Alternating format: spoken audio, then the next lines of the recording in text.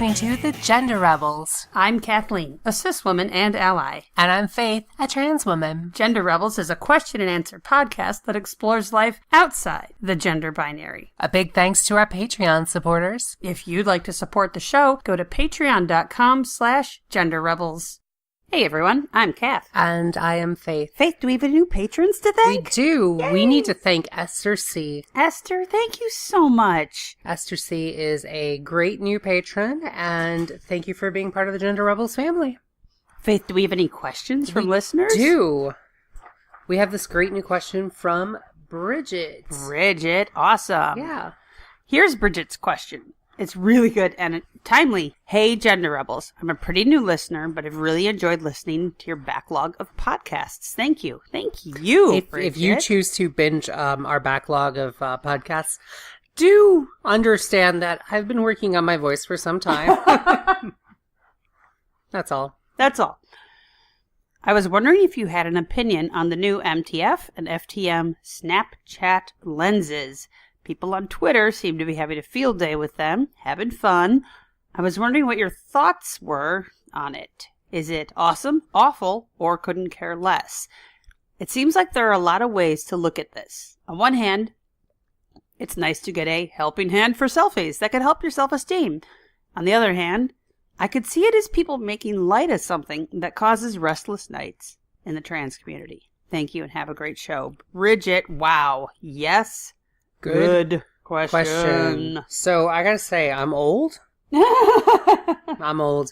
And I have occasionally had Snapchat on my phone, usually to try a filter or two. Mm-hmm. I don't quite understand what Snapchat is for.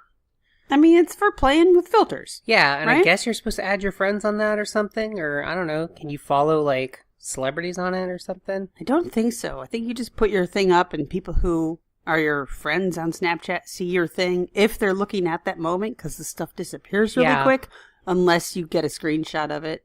I'm not too sure myself. Yeah, I'm very active on Instagram, not too active on Twitter. Mm-hmm. Instagram's my social media, so I feel like everyone kind of has enough room in their head for one social media. I mean, you do Facebook and Reddit too. Yeah, but not really. Like, Reddit's not social media, but I do Facebook, but I barely use it, so. Okay. Okay. So, the thing Bridget's talking about, and we downloaded Snapchat and tried this out. I had seen some people posting on Reddit and some other things about, with various filters. Mm-hmm. And so Snapchat allows you to, in real time, kind of take video of your face with funny filters. Mm-hmm. And it could be you blowing out birthday candles, or you with tiger ears and the tiger nose, or you with barfing rainbows. Mm-hmm. Mm-hmm. Because it's 2019 and this is what we do. Yes. I would like to wonder if the ancient Romans would have found it fun to watch themselves barfing rainbows, and I think they would have. I guarantee 100% they would have. Well, the Vikings definitely would have. That is a total Viking thing. The Romans seem a little more serious, but they were more into aqueducts and engineering and things. But there is a new filter, I guess. I don't know how new, but I think it's recent, where it's kind of like that face app thing, where it sort of makes you into a... That's where I'd seen this before, yeah. Yeah, it makes you into a male or a female face. Mm-hmm. And so for the face app, I had tried it a bunch, and I didn't think the male looked anything like me. This is the interesting thing, is trans people using this have a version of themselves and probably tens to hundreds of pictures of that version of themselves that is the opposite sex. Yeah. How did that work out for you? For face app, I deleted it pretty quick because it honestly didn't look at all even remotely like what I looked like, and it didn't look at all remotely like female me. Mm-hmm. And then I tried it on like celebrities and stuff, and of course it didn't work for them either. No, it has just a very and I don't want to denigrate how complicated this program must be and human perception of faces, but in the case of the Snapchat filter, I didn't really look at the face app one too much. It just works with your chin, jawline, and the size of your eyes. Yeah. And with the guy, it sort of adds a beard, and with the girl, it kind of adds some big hair. It floofs your hair. Like, it's pretty straightforward. I feel like for the girl, it turns everyone into Jenna Maroney. You get very... Or Jane Krakowski. You get very anime looking. Yeah. And I feel like for the guy, it just turns everyone into, like, lumberjack guy. Yeah. I don't know. It's a bit of a brutal weapon. It is. It's a blunt force. I think they just pretty much take your eyes Mm-hmm. and just sort of stick them in there. Because it's definitely not my nose. It's definitely not my chin. Well, if those of you who are able to see the image that goes with this episode, we do have the male and female versions of both of us there. And yeah, I mean, it's interesting to see, but it's not very nuanced, I guess. It's not. It's not. And neither was FaceApp either. Mm. I get why we have these apps because it's kind of fun. Mm-hmm. And I think for even cis people, it's kind of fun. I mean, people are using these, so yeah, it's doing something. I think everyone, trans or cis, or somewhere in between, mm-hmm. is like, I think people like to play around with gender presentation. I think it's kind of fun. And I think for cis people, it's also kind of fun to play around with gender presentation in a, quote, safe way. To be honest, I see a lot more of these Snapchat or FaceApp pictures than I would have expected. A lot of cis people are like, ooh, here's the other me. Or some do that funny thing where, like, blah is in a relationship with blah. And they have the opposite sex version of themselves next to them. And, like, I totally understand why some cross-dresser or some closeted trans kid or something like that, I totally get why someone like that would be super into this. But I am surprised by the response from the cis community. I think, cis people everyone wants, I think, to see cis people, mm-hmm. in particular who I'm talking about now, who obviously transgender people think about this all the damn time. Mm-hmm. Non-binary people might flip between them both, mm-hmm. but it's like for cis people, I feel like you still occasionally get that. You're cis. Mm-hmm. Do you still occasionally get that? Gee, I wonder what it'd be like if I were a guy, or I mean, I literally fleetingly. I might not be representative. Yeah. It's literally never occurred to me. It's never been something I was interested in. Okay, so maybe I'm wrong. No, I don't know. I think I might be projecting. Or, but I see a lot of cis people. That's it. Lots of cis guys dress up as funny girl mm-hmm. on Halloween because mm-hmm. it's safe, mm-hmm. and a lot of cis people do this funny app because it's sort of safe. Yes, it's like a powder puff cheerleading football game thing. It's sort of safe. You get that excuse. Ha ha. Ha ha. And you have that kind of ironic detachment, which I think cis people need to play around with gender norms. Mm-hmm. Because this is the thing about gender norms. Society sort of has this abstract idea of, like, to the far end of the spectrum is the ideal Stepford wife. Uber perfect, doesn't mm-hmm. work, long fingernails, long hair, beautiful makeup, Barbie dresses, Barbie, high heels, etc. Mm-hmm. Somewhere between June Cleaver and Barbie, mm-hmm. and a virgin. I don't think Barbie or June Cleaver were virgins. No. So there's that uber femme, and on the other end is, like, basically Brawny, the guy from the Brawny paper towels. Mm-hmm. Mm-hmm.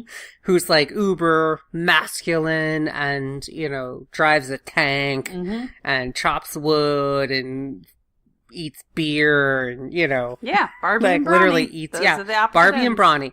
And most people aren't Barbie or Brawny. Mm-hmm. The vast majority of people are not Barbie or Brawny. Mm-hmm. Everyone's kind of in that middle somewhere. Mm-hmm.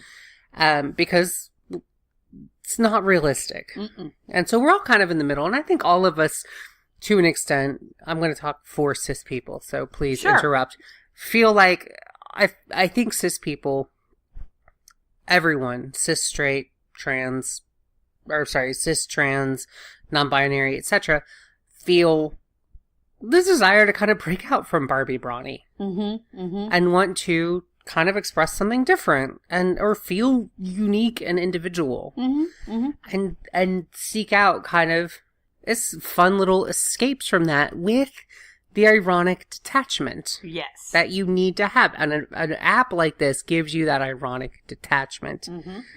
So you do get to kind of say, I'm an individual, I'm fun. I'm just playing. I'm just playing like around. Everyone else is. Yeah. Haha, look at this. And for trans people, fun resource to kind of use your imagination. Because back in the day, when I was using my steam-powered computer, when I was on my Babish engine... What? The Babish engine was one of the first computers. Babbage? Charles Babbage, the analytical engine. Yes, I did know that. Not binging with Babish. Right, because I thought computing with Babbage. There's a whole different YouTube channel back in the day. Rhymes with on cabbage. his Nickelodeon where you cranked it. And then you could watch his YouTube channel, Computing with Babbage. Anywho, he used to have Ada Lovelace as a guest. I should hope No, so. on our ancient computers, we had like early, Photoshop 2 or something or whatever it was. I'm guilty of like photoshopping. So you embiggened your eyes and you minimized your jaw? Yeah, or like even that? stuck my head on other people's bodies and stuff, you know, and I feel like, because we didn't have Snapchat filters, it wasn't like AI figuring this stuff, scanning your face and just manipulating it for you. You kind of had to like learn that yourself. Yeah. And it was probably much sloppier, and trust me, I've been to the internet and many a cross-dressing page, and I've seen some very sloppily done Photoshop. Or MS Paint. And, but I get that trans people, wherever they are in the trans spectrum, are gonna kind of want that. Because we have let's say you're a trans person and you can't come out because you're in a restrictive family situation, or you're worried about your job, or any of a number of reasons why coming out is just not realistic. Even maybe getting dressed up is not realistic. You still want a way to kind of express that. And these technological tools, and trans people in 1850 were doing drawings of themselves, I bet, or woodcuts or whatever. Right. And, in my day, we had Photoshop or MS Paint or whatever. And so I think that's what this is now. And obviously, young, what do they call them? Transies and their eggs? Sure. What do they call them? Eggs. If you're an egg. Where an egg being a trans person, or a baby. I like baby queer, but trans people who are just beginning to take those first few steps. And every single trans person goes through that. That stage of like just, wanting to be a little safe. The same sort of, we want that ironic detachment excuse in case someone sees us enjoying this. So I get that. That could be a really fun, resource. For a trans person, or even us. I think I sort of had fun, although I will say the Boy Me Snapchat filter gave me some serious, like, ugh, I don't want to see that. That is, I won't call it dysphoria necessarily because it doesn't even look like me. Right. It was so different but from I can what you used sort to of look see like. it. I can sort of see a little bit of myself in it enough to sort of, that it made me go, ugh. Like I even saw you with beards in the past, and that didn't look like me. It looked so very not like you, and I get how unpleasant it might be to show up a version of you as like generic Snapchat dude, but I looked like a guy. I looked like a guy named Chad who climbs mountains or something. Yeah, it looked. It did not look like off. me. Yeah. But the same thing, girl me in that Snapchat filter also looked like a weird, like doll-eyed anime weirdo fake abomination. It didn't look human. It was a little more appealing, but it was very freaky. Yeah, it still didn't look right. And so could this Snapchat filter be harmful? Well, I mean, it's one of those things, like, it can be a fun resource, but it's not a realistic depiction of what transition is going to do. And the same way, if you're using the Photoshop, like, liquefaction filter to, like, boom up your eyes or shrink your chin or whatever, you're gonna not get a realistic idea of what transition's gonna give you. If you're an FTM, then fixing that jawline and you know, adding some facial hair in Photoshop or like, you know, adding a little bit of a brow ridge might give you a better idea because that's additive. And so. And it's a little more of a predictable outcome. When it comes to MTFs, you're talking about a situation where hormones can rearrange fat a little, but they're not going to get rid of bone. The only way to do that is FFS, which is rather expensive, and from what I understand, kind of an insurance hassle. Yeah. The ongoing saga. Still not settled. So it's not going to give you a realistic depiction. So you just have to kind of temper that. You have to understand that and go into that knowing that this is a fun sort of escape, but it's not you in the picture.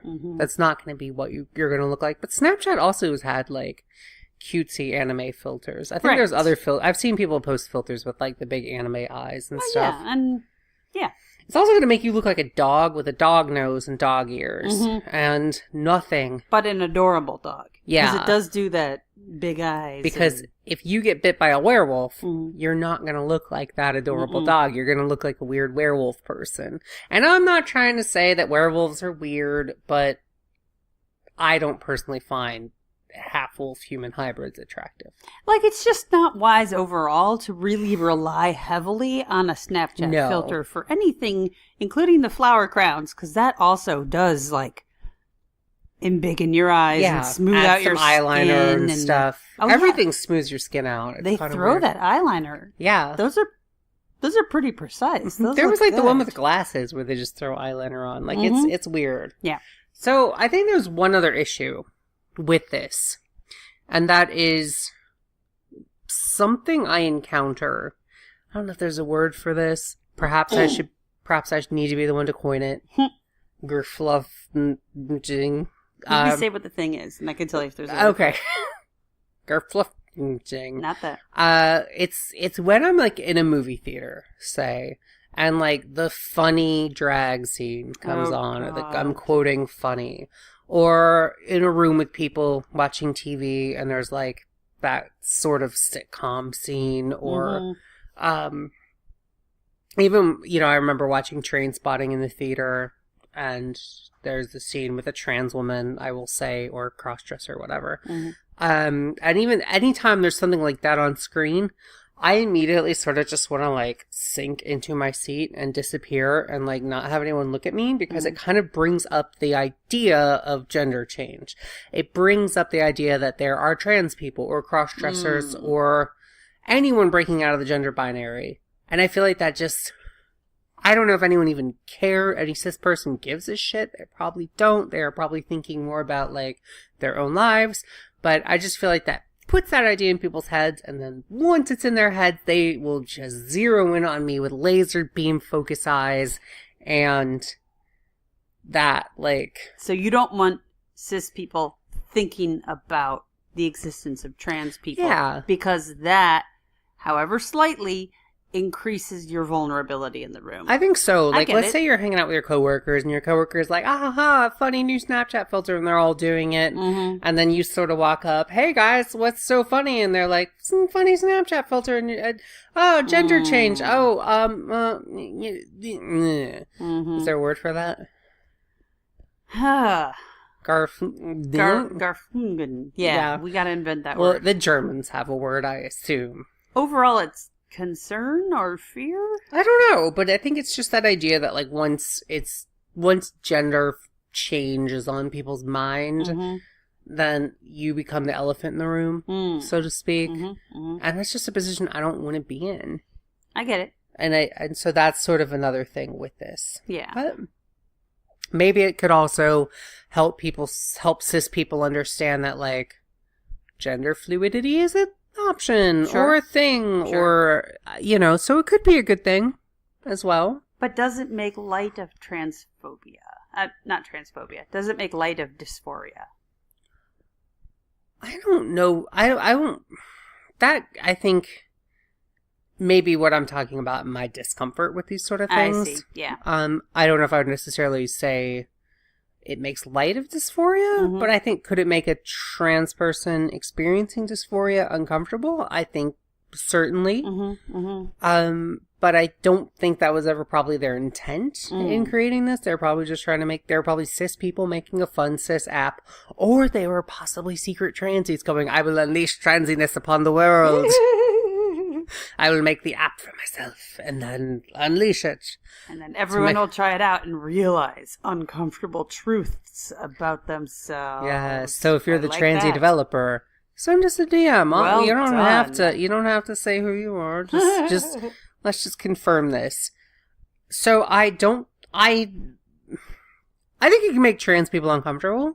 I think I could see myself being in a situation where this app is being discussed or bandied about or whatever, and I might be like, can we change the subject, please? Yeah, but not even wanting to say, can we change the subject? Because even that brings attention to you. Yeah. I don't like being the center of attention unless I want to be the center of attention. Right.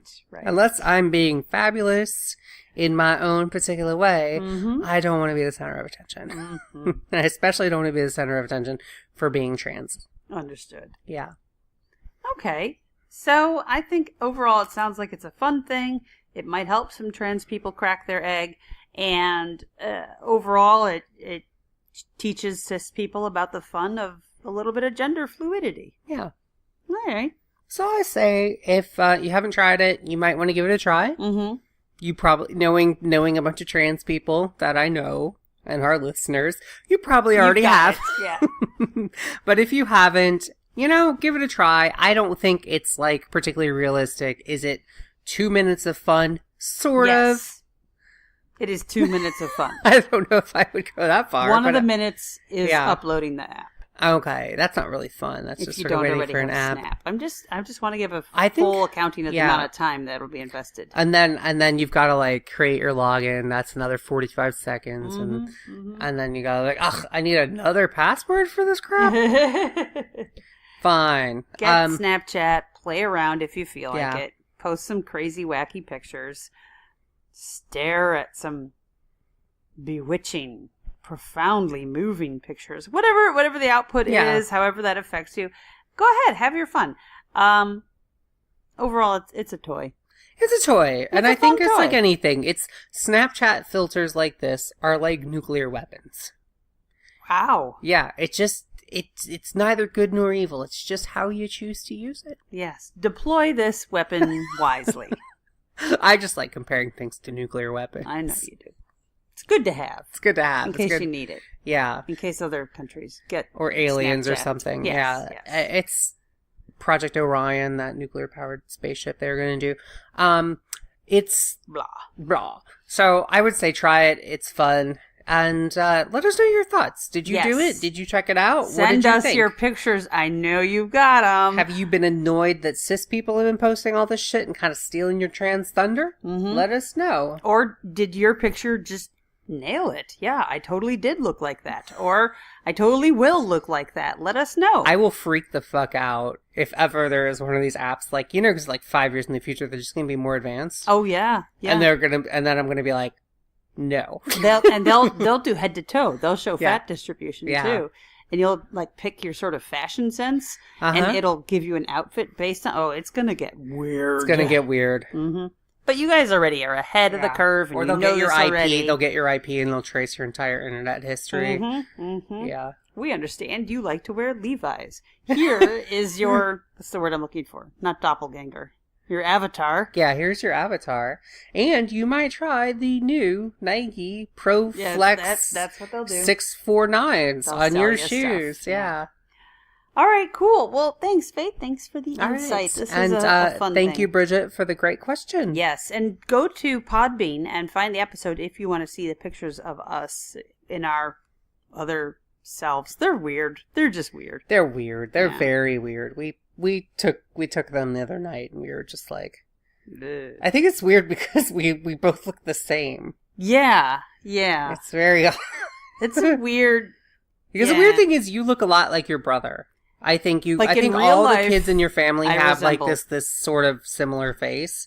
And you don't look like your brother in this. That's what I'd expected is I look like a female version of my brother. Yeah. The Snapchat did not look at all like my brother. So Sorry, Snap, you messed up. But, yep. Oh well, that can't all be perfect. All right. Thanks for listening, everybody. Thanks, everyone. We'll talk to you next time. Bye. Bye-bye.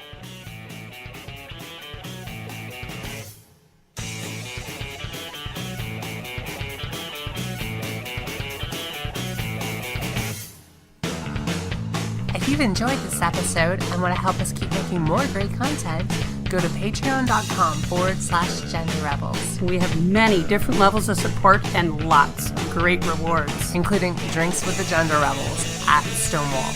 Please leave a 5-star review on iTunes. That makes it easier for other people to find us. And send your questions to questions@genderrebels.com or find us on Twitter @TheGenderRebels. Music for The Gender Rebels is by Jasper the Colossal. Follow the link down below or download them on iTunes today. And for all our episodes, visit genderrebels.com. The Gender Rebels is a Comeback Sync production, copyright 2019. All rights reserved. And to all you Gender Rebels out there, keep rebelling. Bye. Bye.